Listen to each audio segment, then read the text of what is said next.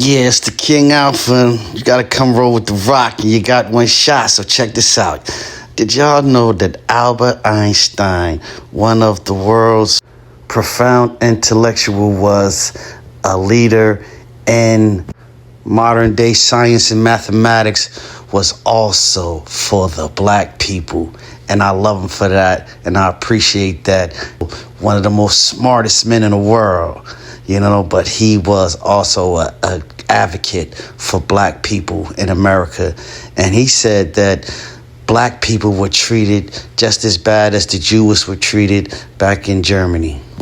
Am I the only one that didn't know that Albert Einstein was a civil rights activist? And his alignment with the civil rights movement began way before he even got to this country.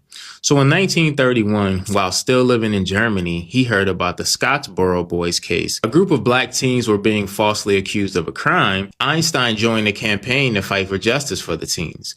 That same year, he received an invitation from W.E.B. Du Bois, the founder of the NAACP, to submit an article to his magazine. And in that article, Einstein praised black Americans for their fight against racial injustice and encouraged them not to let racism tarnish their self-worth or their self-value. In 1933, he fled Germany and ended up in Princeton, New Jersey. Princeton was a segregated college town, and Einstein said that he felt that black Americans were being treated the same way that Jews were being treated in Nazi Germany.